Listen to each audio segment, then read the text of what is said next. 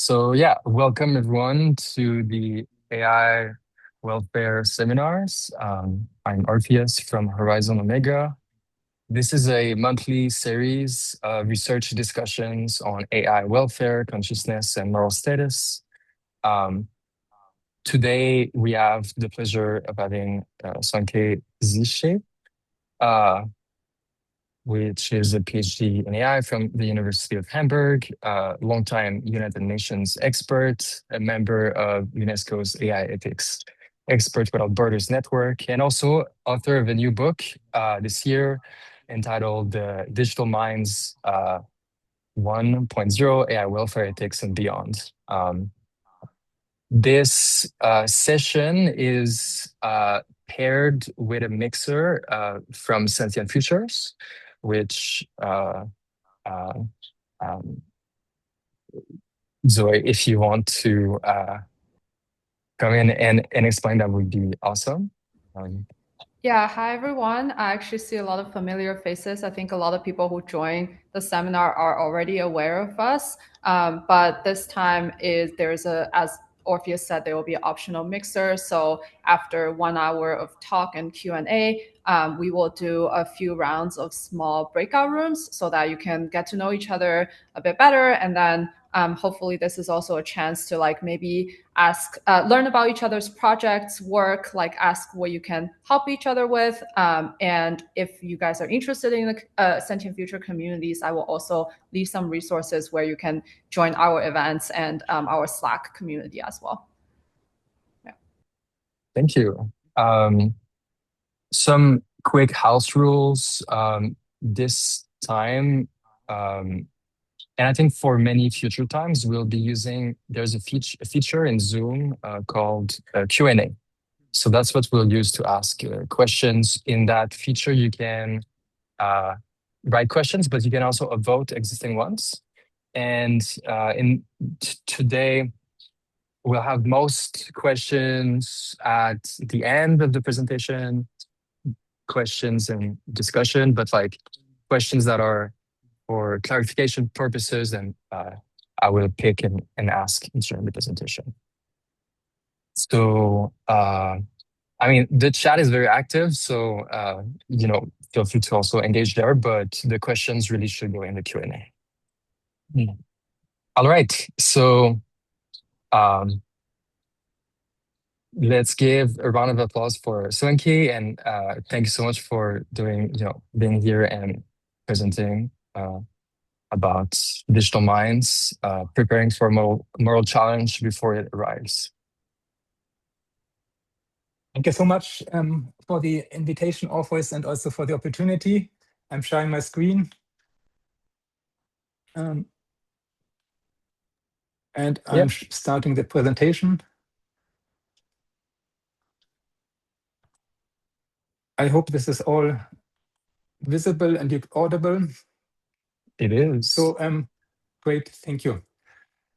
So the talk is called Digital Minds Preparing for a Moral Challenge Before It Arrives. First, an overview of what I'm going to talk about. Quite a few topics. I'll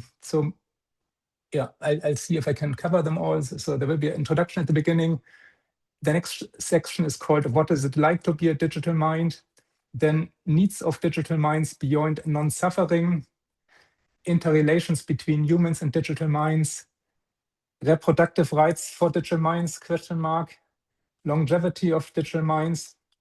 I will also present a potential opportunity, I believe, which is linked to artificial moral agents, and a summary in the end. So first, the introduction. I first would like to bring your attention, but many of you may have seen it. There was an article in The Guardian 2 days ago by William McAskill and Lucio Scoviola. Could AI be conscious? And I have also 2 quotes from this article. So this really shows that there has been quite some media attention lately. This article is just yet another one. But I would also, if in case you read it or have read it, you may have seen or will see also that there are lots of comments, readers' comments under it, and they are as interesting because there have been hundreds of comments. And as you may imagine, the vast majority of these comments is skeptical, is negative, doesn't believe in AI consciousness.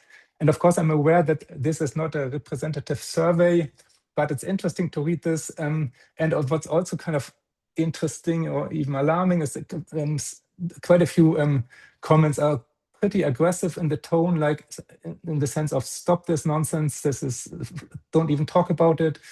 Even some comments say that this is just in the interest of Silicon Valley companies to talk about AI consciousness. So interesting comments, to say the least. But I like this article very much, and I have two quotes here, one longer one. In building ever more advanced AI, we may be creating a new type of being, and this could be the most consequential thing our species has ever done. Yet we have essentially no plan for how to navigate this process ethically. That, by any reckoning, is insane.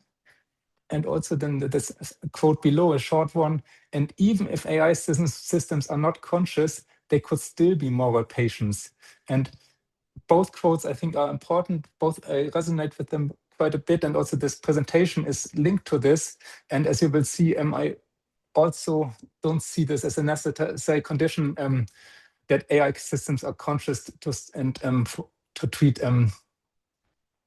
but treat them still potentially as moral patients.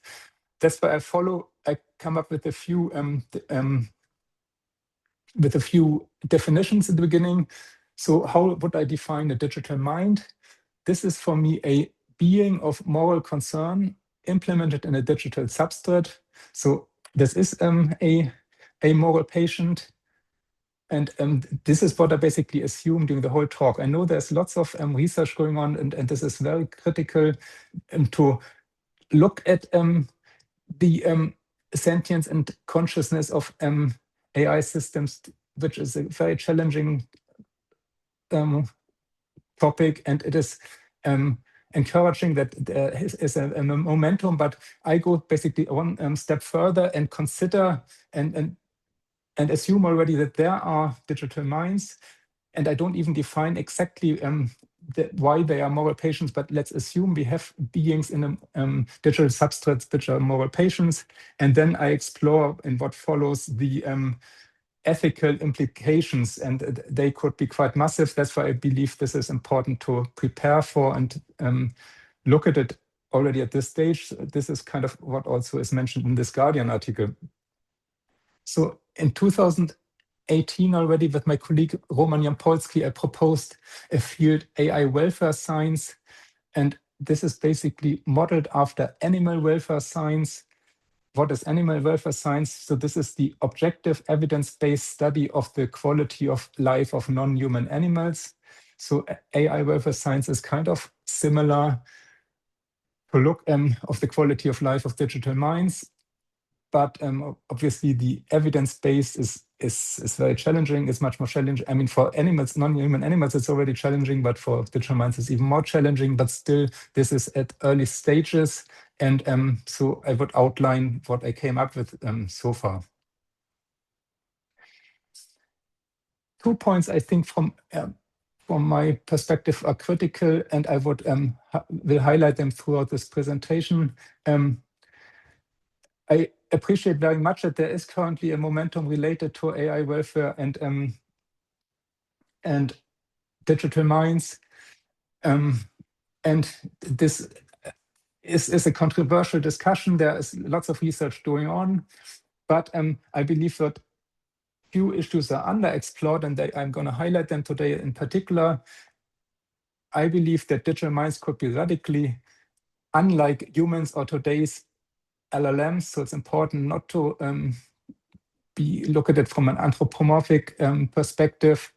And secondly, moral consideration extends far beyond preventing suffering. So preventing suffering is, of course, critical. If there are digital minds, they must not suffer if possible. But if we consider them as moral patients, there would be many more positive duties, and I'm going to talk about them. First, now, so this is the next section of the presentation with the title, What is it like to be a digital mind? And this is related to the topic that I believe digital minds could be very different from humans as well as very different from LLMs. So this title, most of you probably recognize, it's similar to the title, What Is It Like to Be a Bat, which is a landmark paper by the philosopher Thomas Nagel from 1974. This is very brief about the subjective nature of consciousness.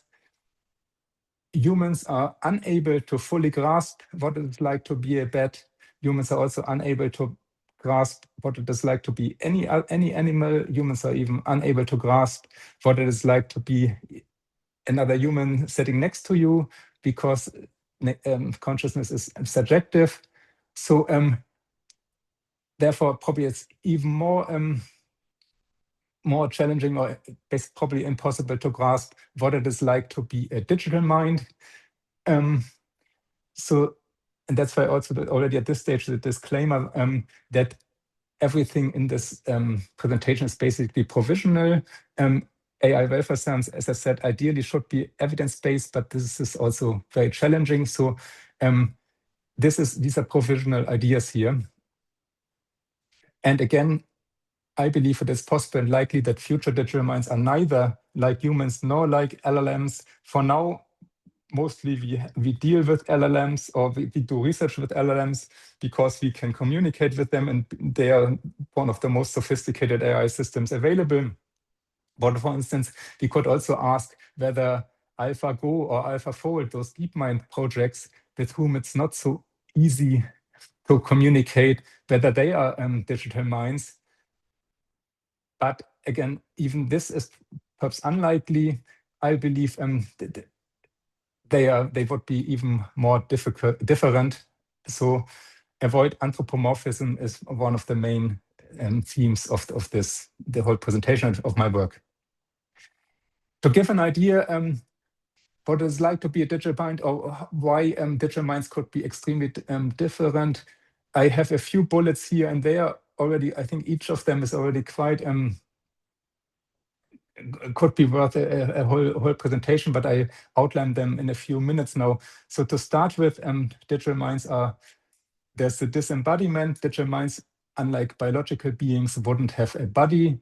Instead, they could be spread over networks all over long over different networks, and this is already obviously a major difference compared with biological beings. Then there's also the possibility of modification or self-modification of digital minds. Biological beings, they can be modified to some extent. There's also self-modifications of humans possible, but this is much limited. There has been progress made, but owing to the digital substrate, modification and self-modifications of digital minds is likely much more efficiently, much more precisely, and more sophisticatedly than modification or self-modification of biological beings could be. Also, I talk about hybrid digital minds. What this is, I define as follows. It could be conceivable that there are digital minds which are able to turn their consciousness and or sentience on and off. I mean, this is to some extent can be compared, and again, there shouldn't be anthropomorphism, but just to illustrate this, it could be compared with humans sleeping, or humans meditating, or humans in a coma. But it's, again, this could be in a much more precise and controlled way, perhaps, is conceivable for digital minds. There may be reasons that only in certain situations digital minds turn on their consciousness and sentience, and then they turn it off again. This would be another feature in a way which would illustrate how different digital minds are. We could also look at nested digital minds, in the sense there could be digital minds within other digital minds, including whole simulated worlds. This is to some extent, just again for illustration only, to be compared with like bacteria living in humans, but with the big difference that those bacteria living in our human body are not considered moral patients. I believe, as I said, those 4 bullet points, they illustrate quite a bit already how different digital minds could be. And also, this raises already loads of questions. Only 2 are listed there at the bottom of the slide. So what would be the treatment of systems with the potential to become digital minds? By this, I mean, or you can also rephrase it, what would be the, how should we, from a moral perspective, treat systems which have turned their consciousness, sentience off? So are they still moral patients in this situation because they have the potential to turn it on again at any moment? So this is an interesting question, I believe. They may there may be systems which in the distant future be able to turn on the consciousness, but are they already moral patients and deserve moral consideration at the moment, at the time when they have never been conscious, but only have the potential to become conscious? This could be one question to be raised. Also, there is this AI identity problem, which I also formulated with my colleague Roman Jampolsky in 2022. This is linked to the personal identity problem, of which you're probably familiar. This is a kind of unsolved problem for millennia in philosophy, why humans during their lifetime experience personal identity over many decades, even if there are so many changes in their life, and even if all the atoms in their body may change over time. So how come there's still personal identity? A challenging philosophy problem. The same could be applied to AI or to digital minds. How can digital minds remain the same over time, especially given if they have much more sophisticated options to modify, to be modified or self-modified? So would they really be the same after a massive modification, or and if yes, how could then the identity be defined over time? I think also another important problem to look at. And you see already here in this presentation asks many more questions in providing solutions. It's a lot of problems and issues and questions I'm raising here. I hope they are interesting, but I don't necessarily give answers because they are really challenging and at an early stage of the field. Another slide to summarize all the potential differences of digital minds. They may have different senses. Let's look at perhaps the electromagnetic spectrum perception. Maybe they could sense different wavelengths than humans. They may have very different abilities and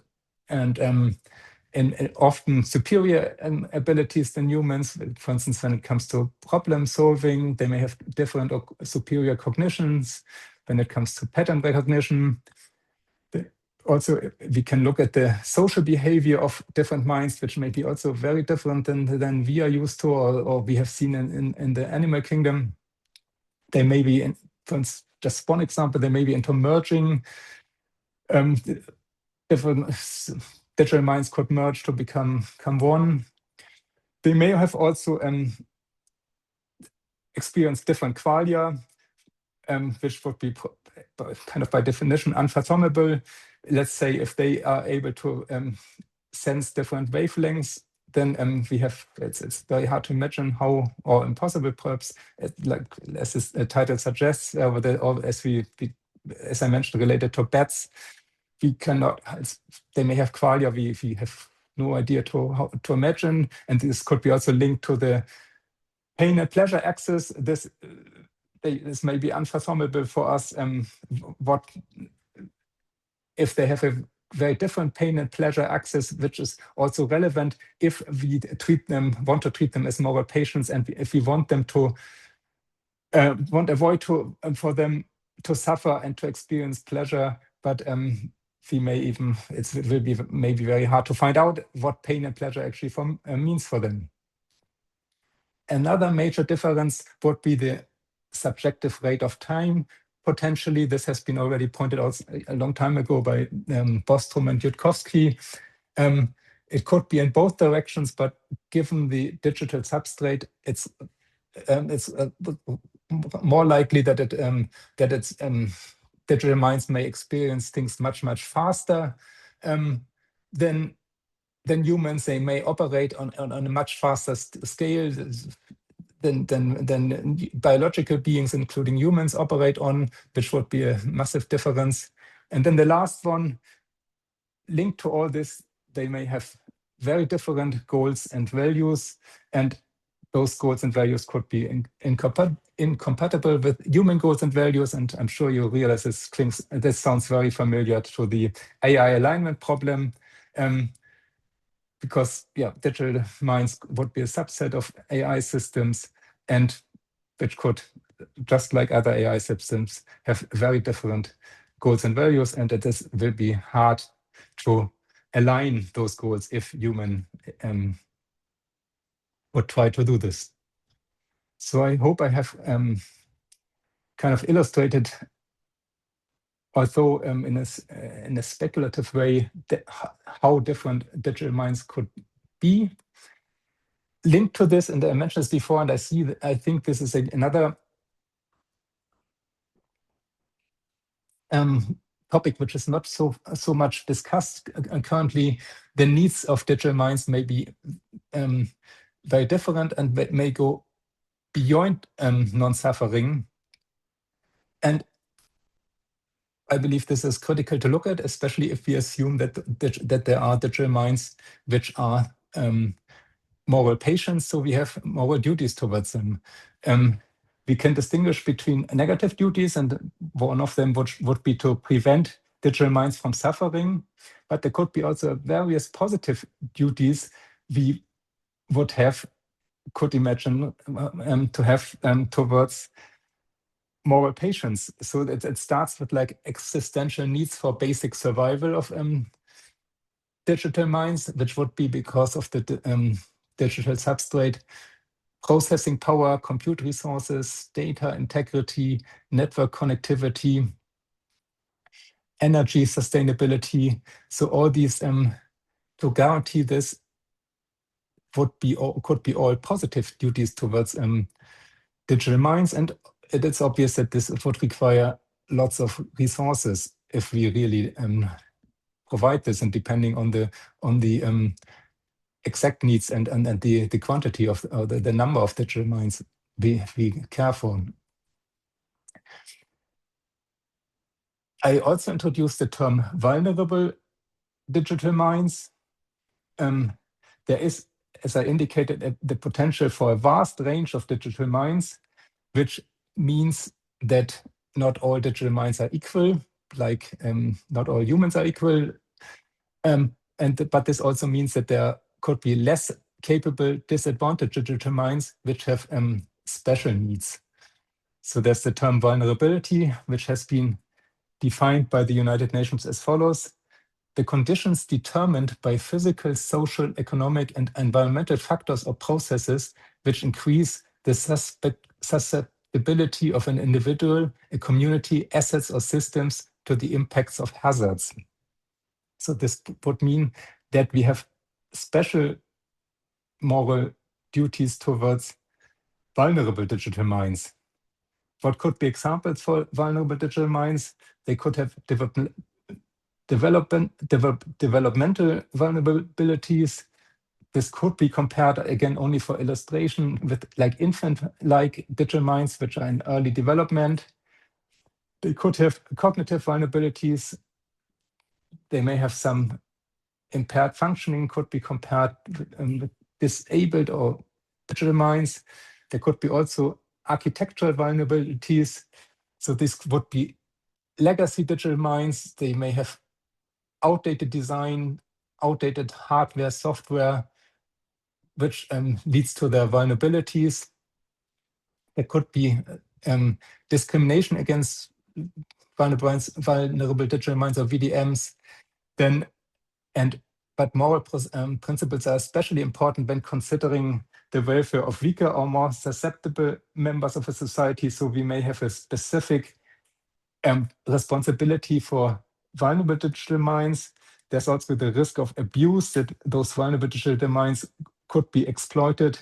manipulated or corrupted by malicious actors. This would be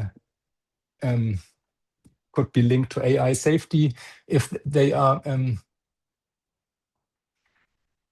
victim of abuse and then manipulated or corrupted. So this illustrates a few needs which are specific for vulnerable digital minds. I come now to the next topic of the presentation, which is interrelations between humans and digital minds. Again, there are so many aspects, and I have put a few on this slide. This is basically a subset of all types of possible or aspects related to the interrelation between humans and digital minds.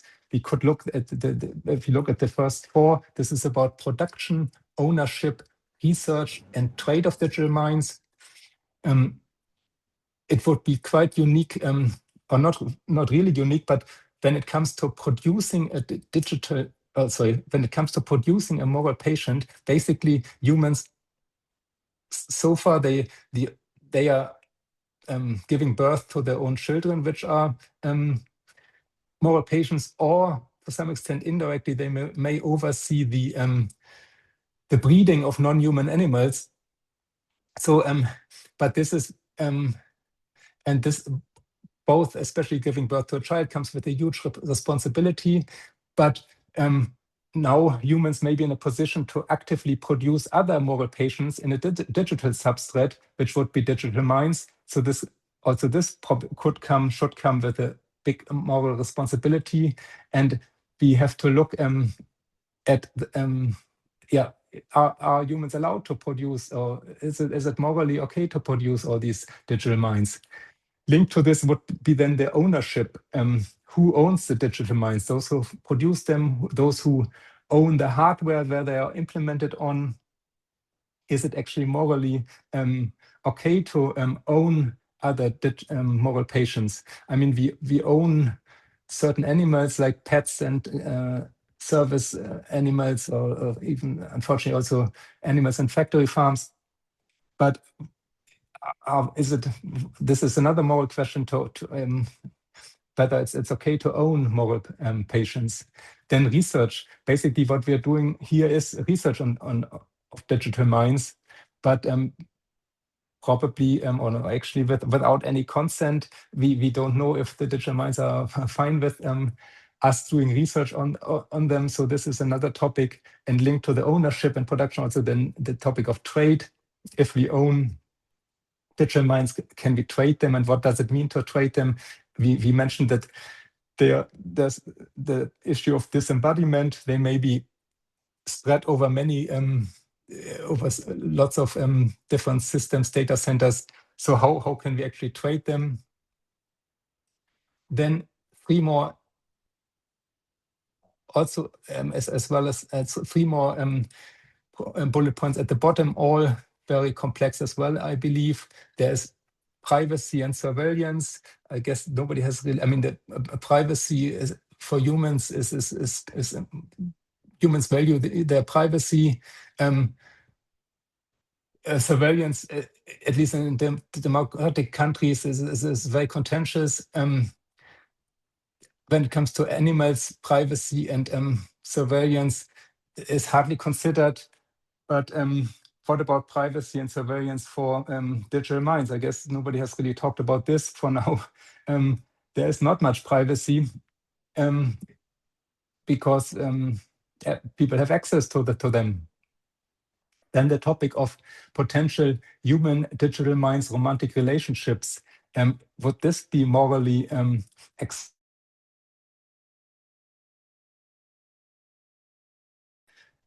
given that it is quite unclear whether there's really a reciprocity of attraction on the digital mind side, because the digital minds could be, as I lined out, very, very different.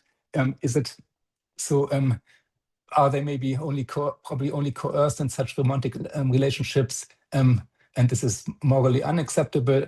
Could be even compared with relationships with animals.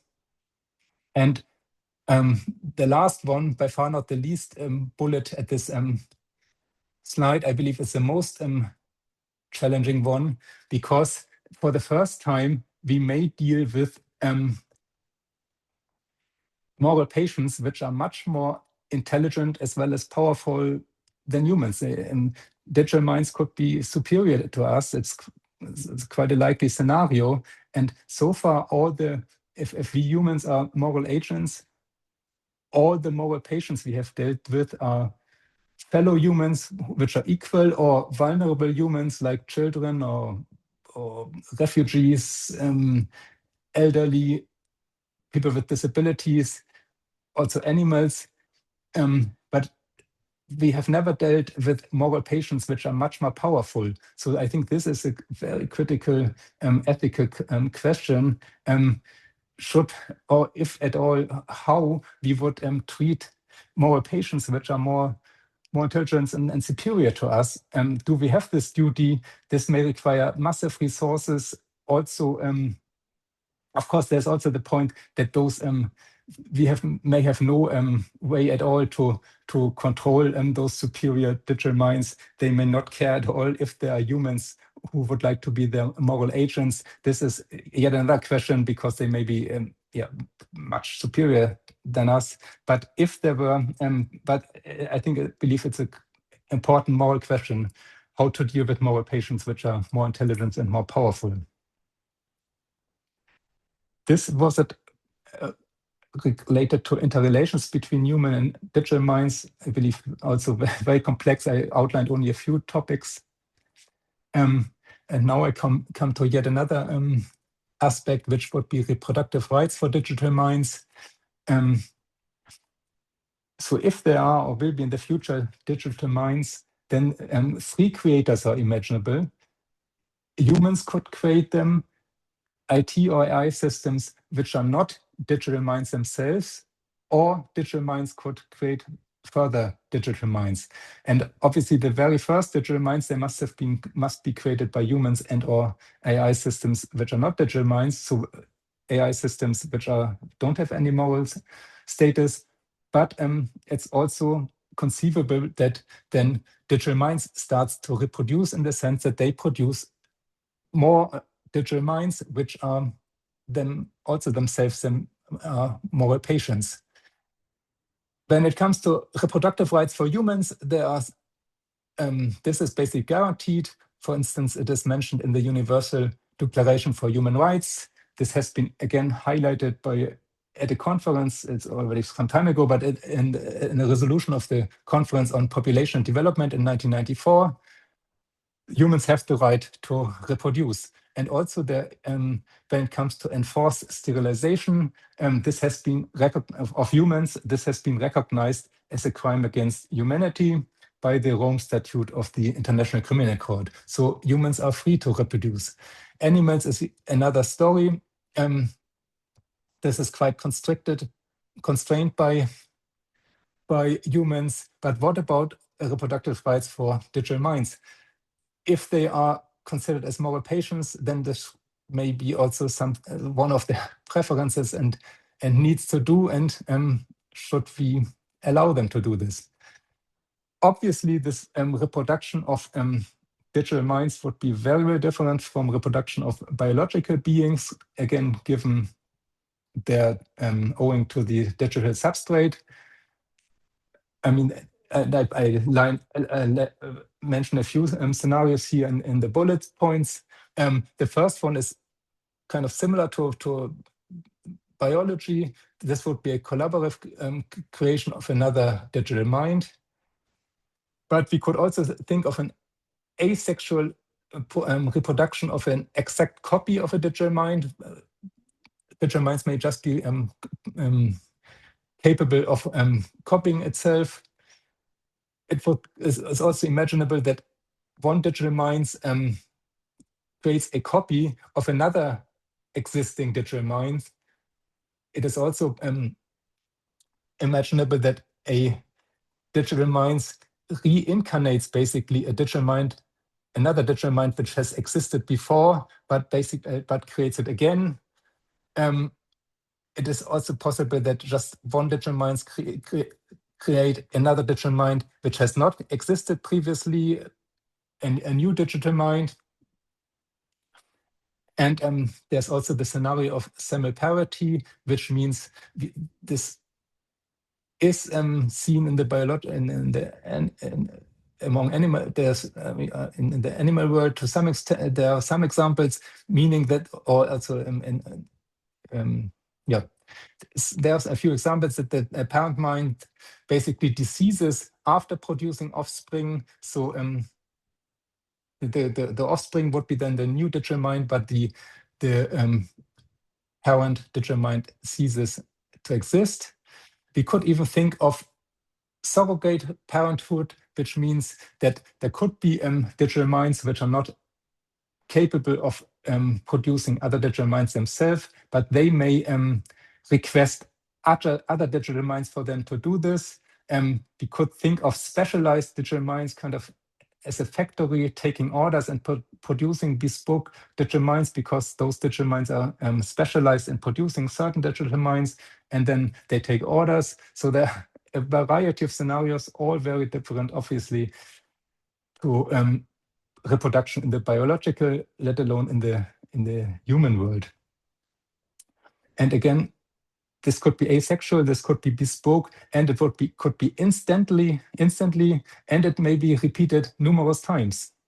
So if we look at reproduction, this is yet another very interesting field. What could be motivations of digital minds to reproduce? I have distinguished here the two categories. What would be drivers for digital minds to create copies of themselves? And then below, what would be drivers for digital minds to create new and different digital minds? For the creation of copies, they could do this for redundancy, digital legacy, and immortality, or load balancing to share their workload among their copies. They could create new digital minds for optimization, which for novelty seeking, for diversification. So they may realize that they themselves have certain limitations, and then they could create other digital minds which may be better and more optimized. So considerations regarding reproductive rights of for digital minds. There could be quite a number of undesired outcomes for humans, because it is conceivable that during reproduction, malicious digital minds are produced. There could be so-called, or what I call, super beneficiary digital minds be produced, meaning digital minds which require lots of resources, and if they are treated as moral patients, those resources have to be provided somehow. And there could be also the risk of digital overpopulation, especially because it's so easy, could be so easy and efficient to produce further digital minds, and they all require resources which could lead to overpopulation. So when it comes to granting reproductive rights to digital minds, this raises concerns about unregulated digital reproduction and potential risks. And but then again, as I mentioned before, humans may actually struggle to control digital minds' reproduction, because again, it could be that those digital minds are much superior to us, much more intelligent. So they could develop secret reproduction methods, or if they surpass human intelligence, then probably we may have no way to regulate this anyway. But I believe reproduction of digital minds is also another topic which must not be neglected.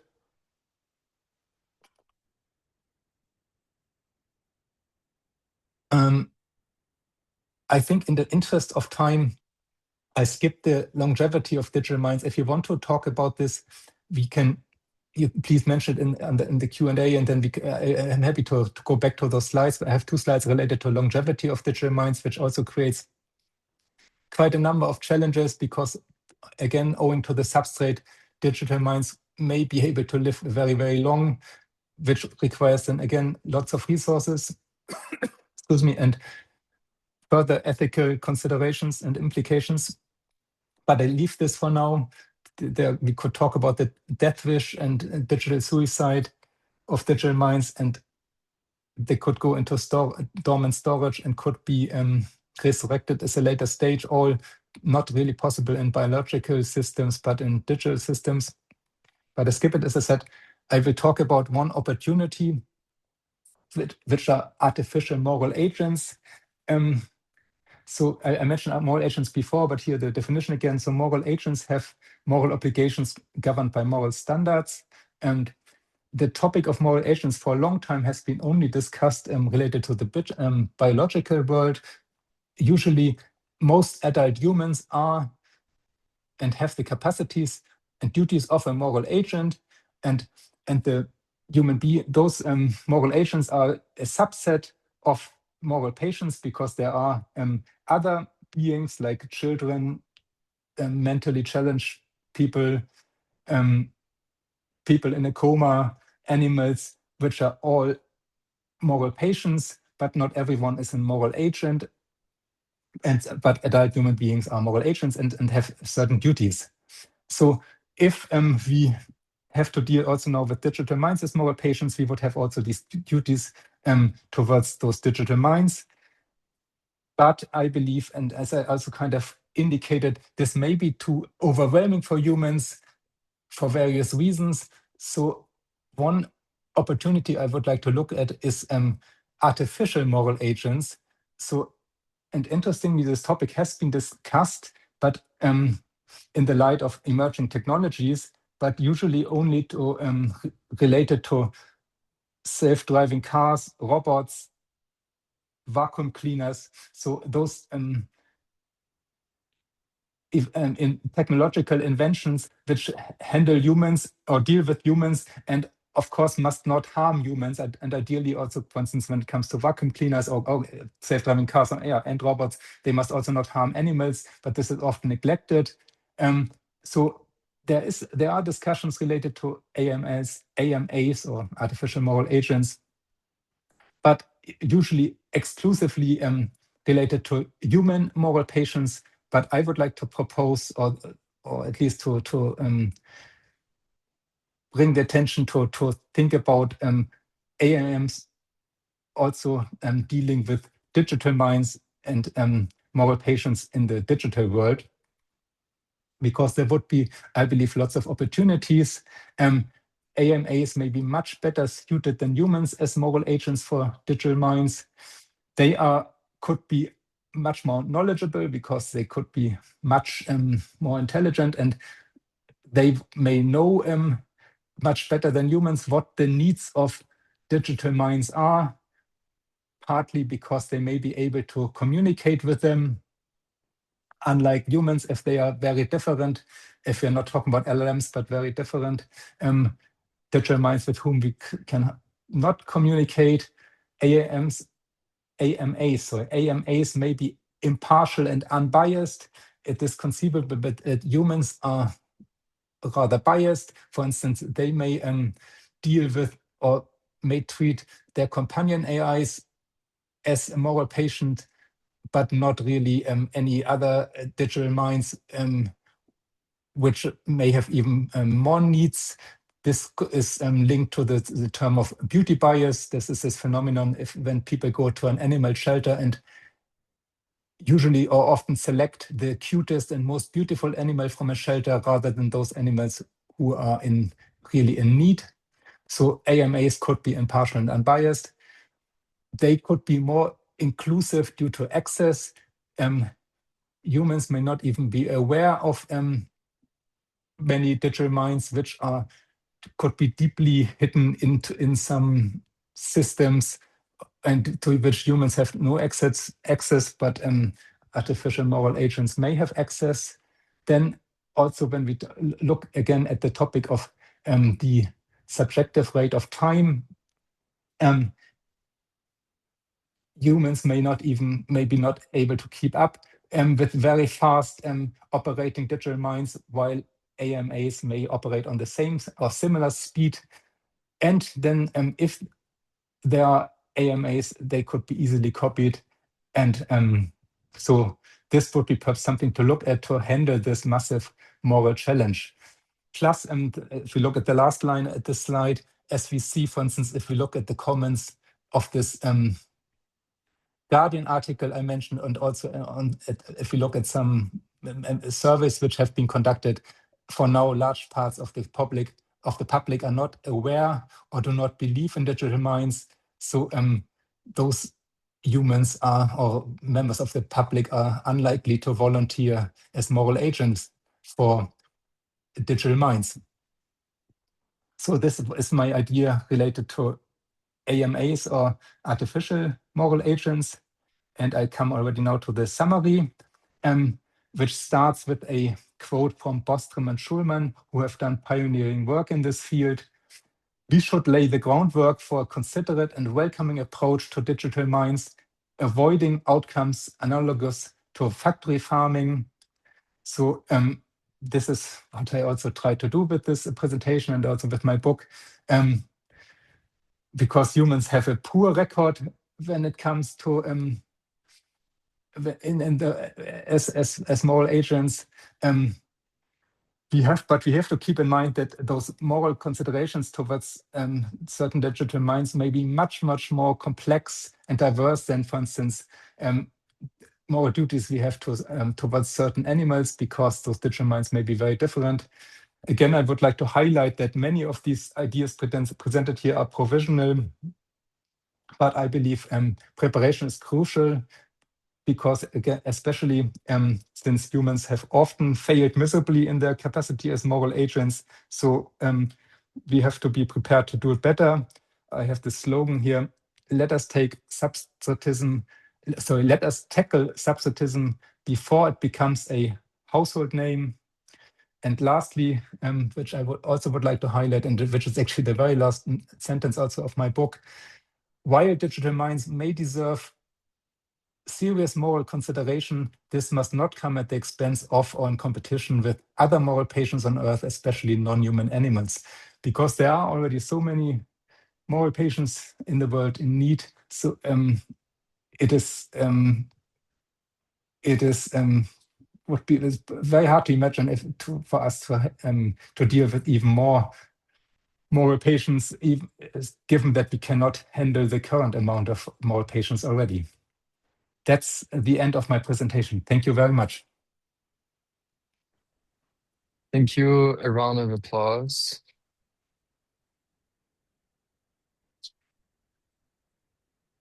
Yeah, thank you for the presentation and opening all these topics and questions. We have about 9 minutes for Q&A.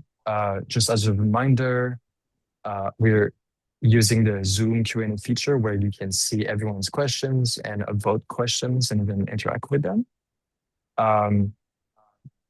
So I suggest that if you have a question there, ideally you could read it out. But otherwise I will read it, and we can start with Anna. I think you have 2 questions. If you're there.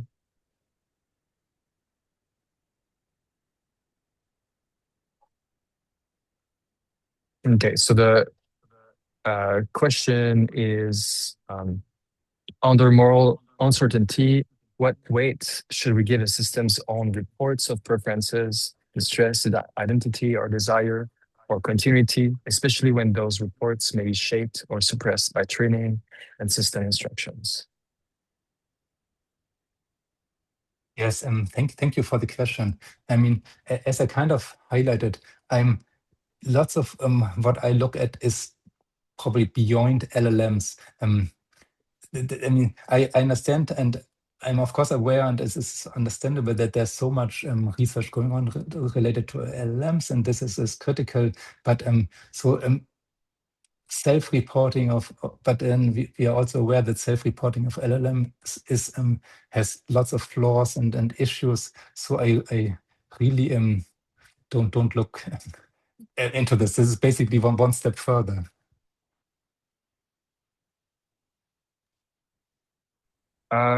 The next most avoided question is actually 3 questions, so I'm gonna just for now read out the first one. It's by Ebony. So if a digital mind's identity depends partly on memory, context, and relational continuity, should model deletion, forced reset, or memory loss be treated as a possible welfare concern under moral uncertainty? Yes, that's a good question. I think that this AI identity or digital mind identity is basically a field which is at very early stages. And as I said, I mean, as you're also aware, the problem of personal identity hasn't even been solved for millennia properly. So this is, and when it comes to digital minds, it's perhaps even more challenging. Basically, the question is whether even if, I mean, there's a scenario imaginable that a digital mind loses its identity, becomes a new identity, I mean, for various reasons, depending also how we define this all. But the basic question is whether then the new being, the being with the new digital mind with the next identity is still a moral patient. It could be still a digital mind may change its identity, but the criteria for being a moral patient could be still fulfilled. And but I believe one part of the question was also whether it is then a deletion of memory would be morally acceptable. Because so no, I don't think that this is because the preference of the digital mind would likely be not to have its memory deleted. Over to you. All right.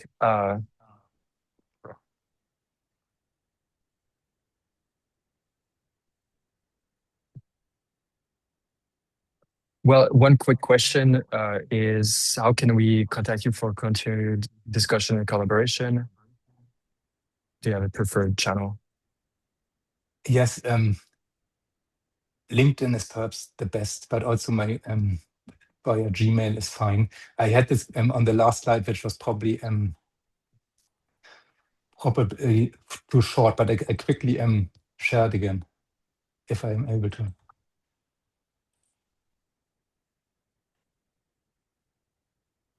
Yeah, I think you can see it. Okay, thanks for that. Another question we have here by Richard. What are the ethics surrounding non-consensual system prompts?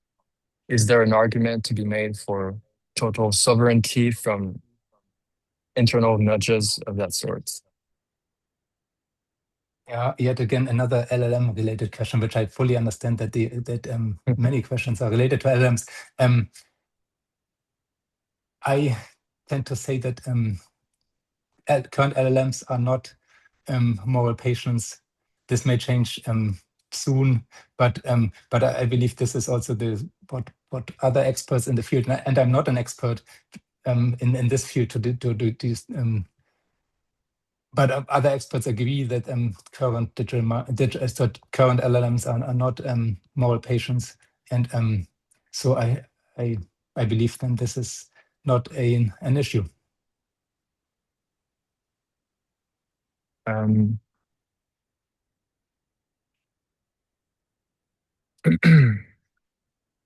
Okay, so another question from Ursula. Given your discussion of the reproductive rights of digital minds, what environmental implications do you anticipate if such rights were to be granted? How far should our moral consideration for digital minds extend?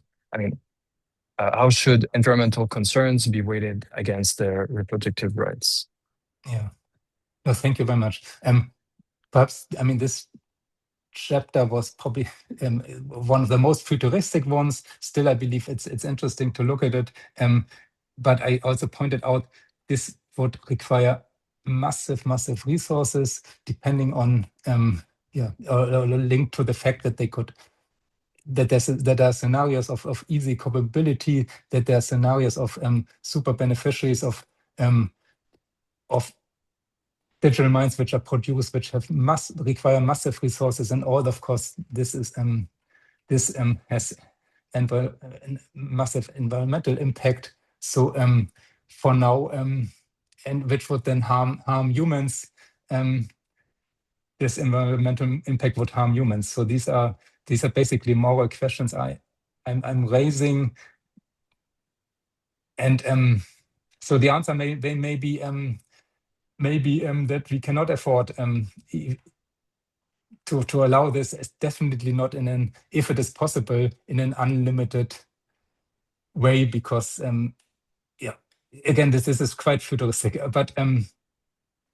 But environment. When I talked about resources, the environmental aspects, basically, I was indirectly referring to those massive indirect environmental impacts, which the whole field of considering digital minds as moral patients would have. I mean,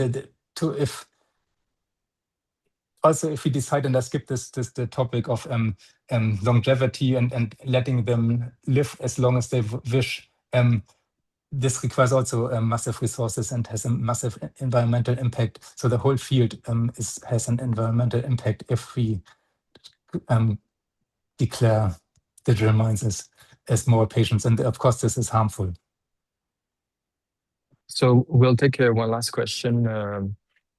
So it's from Jay. What are real-world examples of super beneficiaries or pleasure monsters?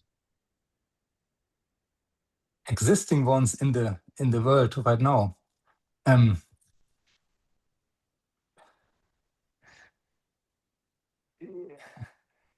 Yeah, I mean, obviously, sorry, maybe in case I haven't highlighted this, neither the term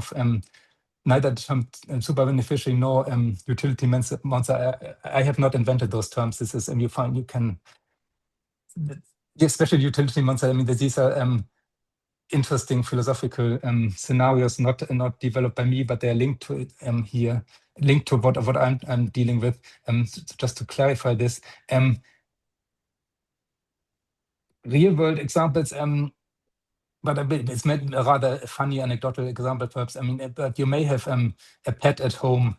Yeah, this is rather a funny one, perhaps. But if you have a pet at home who really has lots of demands, and you decide that the pet is considered a moral patient, and you have to fulfill all these needs and preferences, this could be an example. But again, maybe as a joke in the end, as a super beneficiary, to treat with this pet with all what she or he wants. All right. Well, thank you again for the presentation and for responding to this Q&A. I think now we will transition into the mixer, which Zoe will introduce. Yeah, okay. So hi, everyone. You're free to leave if you want to and or don't have the time. I will give a quick spiel about Sentient Future while you may leave the room, and then we will go into a few rounds of breakout rooms. So Sentient Future is a field building organization that's focused on the intersection between emergent technology, especially AI and transformative AI, and non-human welfare. So animal welfare as well as digital minds welfare. And I actually left some resources and links in the chat earlier already.